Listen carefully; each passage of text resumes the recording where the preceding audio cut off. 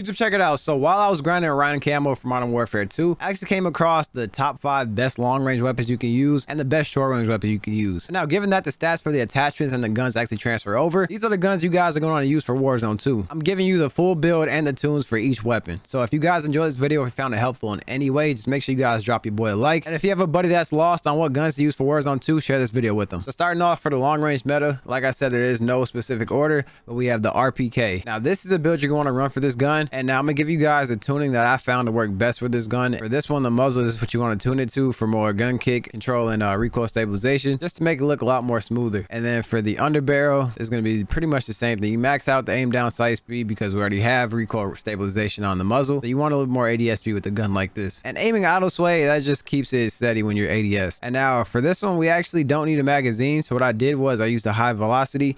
And here goes the tuning for that. And then last we have this optic. This is what I found to work the best for me. Just because if you go higher than this, you'll start to see for the cons. Well, these are all the same magnification, so they're all going to zoom in the same. But until you get to like the 4 times and up, you actually have a sniper glint. You see it right there on the cons. So all of these are going to have a sniper glint, and I don't recommend that you guys use them. At least for me, I'm not going to use them, but you guys can if you want to have a better sight picture. Here goes the recoil pattern for the RPK. This one is super easy to use, surprisingly.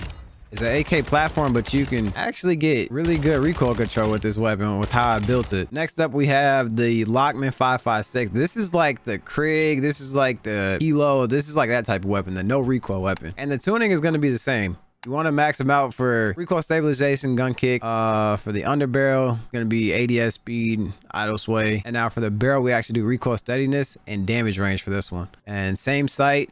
You want to do far because it's going to be further zoomed out, so it looks like it has less visual recoil. And then we have ADS speed for the sight, and that's only given that weapon flinch isn't that hard to manage. Now, I don't really know how bad weapon flinch is going to be in Warzone 2, which is why I put it towards the aim down sight speed. But if it is bad, you want to put that in the middle or more towards flinch resistance. So we'll just have to see about that. And then let's take this one into the firing range really quick.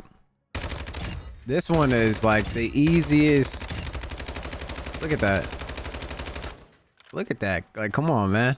That one's literally the no recoil weapon of Warzone 2, hands down. Surprisingly, this thing is actually really good, and I found this to be the best single fire weapon out of all the weapons in the game right now for long range. Here goes the weapon tunes. We're just gonna fly through this really quick. Like I said, everything is gonna be the same. We put a high bullet velocity just because we had an extra attachment slot, and why not just throw it on here for more bullet velocity and damage range. 15 round mag. That's going to be the same. Now with the gun like the EBR, like I said, surprisingly, this gun is actually really good. Depending on where you place your shots, you can get away with the 2-shot kill almost every time. But for the most part, at its like longer damage range, it's going to be a 3-shot kill. But now take a look at when I actually spam this. Surprisingly, if you spam it, it stays on target without me controlling it. And now this right here, the attack is my favorite right now. This is going to be my favorite build.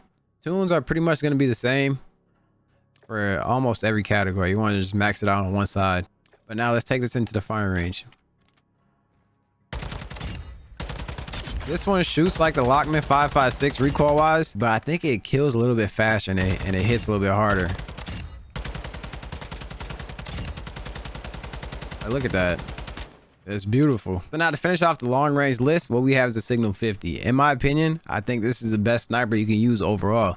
It has really good damage. Idle sway is reduced a lot with this build I'm showing you guys. It has bullet velocity on top of everything else. Like, this is going to be so dummy proof to use. I'm actually going to end up hating this gun by how popular it's going to be. So now taking this into the firing range, let's take a look at a few things. Look at the ADS speed. ADS speed is pretty quick. Now let's take a look at the idle sway. There isn't any. And also, let's see what happens when I shoot this guy in the knee. You get a 1-shot kill in the knee. That's just on multiplayer, but if you guys were to use this in Warzone 2, I can predict that this is going to be a 2-shot kill no matter where you land your shot at. So now moving into the secondary list, I'm going to be honest. A lot of these guns are terrible for mobility, like ADS speed, sprint to fire speed. They're all slow for SMG. And now the problem I was running into was when I tried to offset that to give the guns more mobility, you actually lose recoil control a lot. But for each gun, I feel like I found a happy medium to where you guys have the mobility and the good recoil control. So starting off, what we have is the tuning for the sight. These are all going to be the same for every secondary.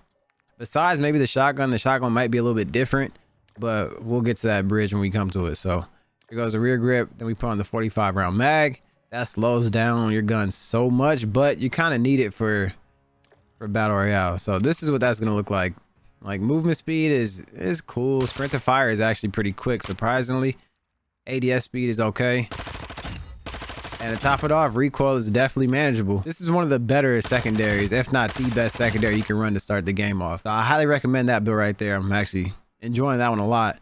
And then next up, we have a shotgun. This shotgun is ridiculous. Before we take it into the firing range, let's take a look at the attachments. So there goes the tuning on that. The stock actually doesn't have a tuning option, neither does the laser. The barrel, this is what we got. And then here we go for the muzzle. So now with the shotgun, you can actually one-shot kill if you ADS up to 10 meters.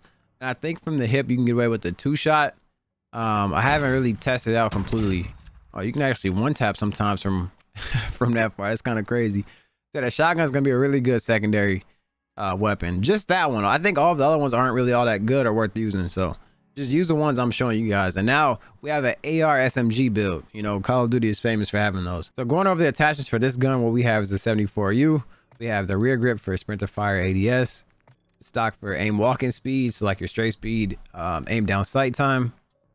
Sight has aim down sight time. Suppressor, what you want to do is get bullet velocity out of it. And for a gun like this, I tune it towards recoil smoothness because we didn't really need the ADS speed that much in the 45 round mag. So with a gun like this, the main reason why you want to run this is for the time to kill. The time to kill on this gun is pretty crazy because sprint to fire speed is a little slower. ADS speed is pretty quick. And the sprint speed is actually pretty good for an AR SMG. And then the recoil is very manageable. So now next up on this list, we have the Hurricane. Overall, this is just a solid build, a solid gun. You have 50 bullets in the magazine on a base, little to no recoil, and just everything about this gun is you just can't go wrong with it. And now let's take this into the range. I'm gonna show you guys what that looks like. Like, it's just solid. Can't really say anything bad about this gun.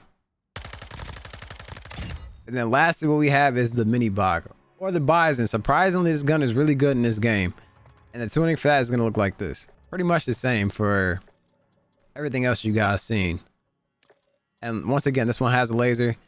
If you wanted to get rid of the laser, you could put on a rear grip right here, but you will lose recoil control. And this gun does not have the greatest recoil control. So I'm going to show you guys what that looks like.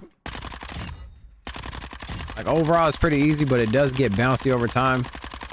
But if you keep your gunfights close and you're not like trying to do too much with it, within 25 meters is manageable. So overall, this is a good gun. So if you guys enjoy this video in any way, like I said before, just make sure you guys drop a like and share this video with a buddy that may be struggling for Warzone 2.